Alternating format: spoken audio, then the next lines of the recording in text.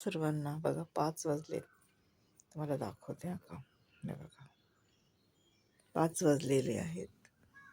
हे बघा घड्याळामध्ये आणि मी उठलेली आहे. आत्ता उठलेली आहे कारण का माझ्या नातीची आजपासून शाळा आहे. सर्व तयारी करण्यासाठी. तिची आईची तब्येत ठीक नाही आहे, त्यामुळे मी उठलेली आहे. तर मी संकटाच्या समयी धावून येणारी सर्वांसाठी केलं आणि करते, परंतु लोक त्याचे उपकार ठेवत नाही.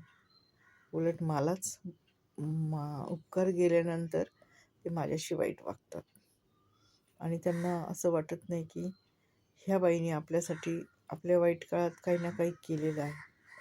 तर असू द्या, माझा सर्व देवावर विश्वास आहे.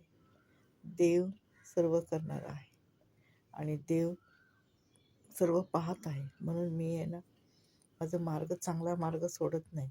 माहिती, नेहमी आपलं कर्म चांगलं करत राहायचं.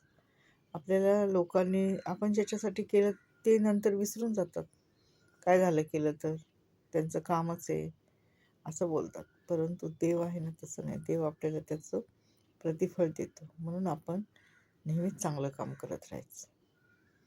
समोरची व्यक्ती आपल्याशी कशी वागू, वाईट वागू, चांगली वागू, आपली निंदा नालास्ती करू, आपण त्याच्याकडे लक्ष द्यायचं नाही. फक्त आपण आपलं चांगलं काम करत राहायचं. धन्यवाद. मी तर ह्याच गोष्टीचा विचार केला.